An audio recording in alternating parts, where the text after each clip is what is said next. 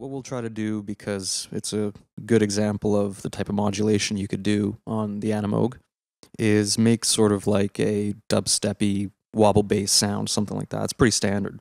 So it's actually very easy. The first thing we'll do is we will assign an LFO to the filter, as any typical wobble bass would do. So we'll have the LFO, the low frequency oscillator here.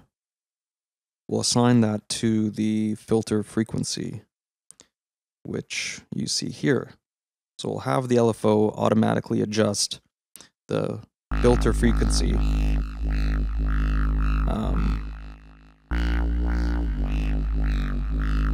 We'll have it go completely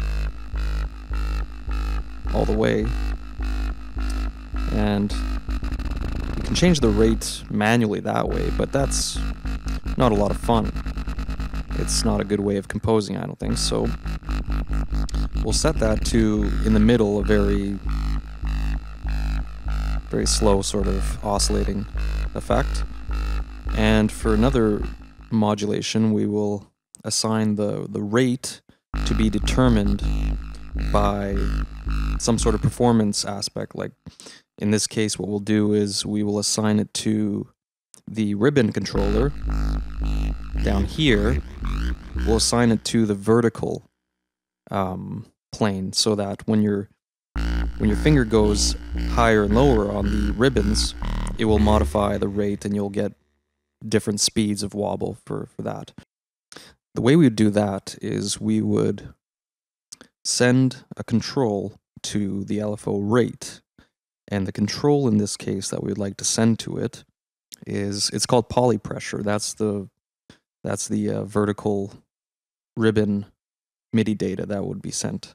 So as I'm moving my finger up and down on the ribbon, you see I get an adjustment of the rate.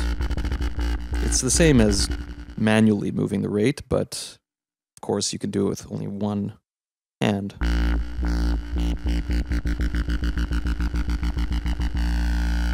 So the amount is important, because we don't really want very fast rates and we don't want super slow rates either. So I recommend putting your finger at the highest vertical position on the ribbon and then adjusting the amount of the poly pressure until you get roughly the fastest rate you want to achieve. Maybe that. Okay, let's try that. So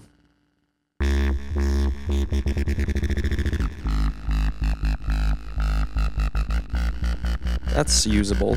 If we had a backbeat, we could probably create something rhythmic with that.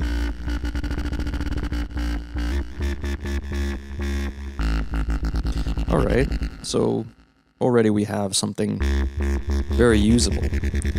And you can also use the XY pad for modulating in this way, or in many different ways, actually.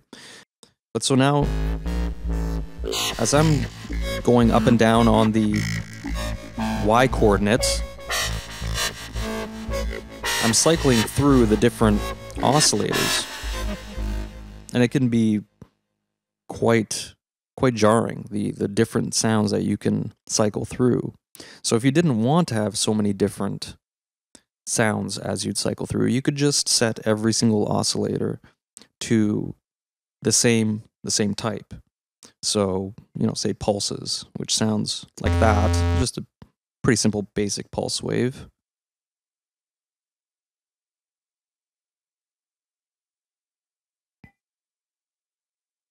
Alright, so they're all pulses now, and so when I go on the Y coordinate, it doesn't really change it's cycling through the pulses, but since they're all the same oscillator, it doesn't make any changes. So one way we can use this for modulating with our hand is we could set the Y coordinate to controlling the filter value. So by doing that, the way we'd do that is we'd go back to our envelope mod section, and let's find an empty one. There you go, mod 1. Okay. And the destination will be the filter frequency. And actually, so that it doesn't conflict with our LFO, which modulates the filter frequency, we will turn that one off. This one. Okay, so no longer is LFO modulating the filter frequency. So instead, we're going to put it to the Y position of the XY pad. So you can, it's not doing much right now because I forgot to say, let's 100%, make 100% change to that.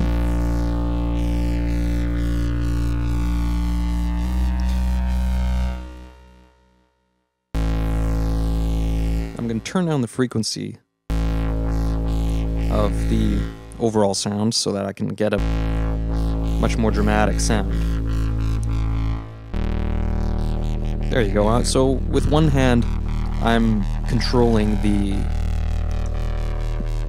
Y position of the XY pad, and that's controlling the wobble, while the other hand is playing the notes. So that's one way we could also go about modulating in real time and creating modulated patterns.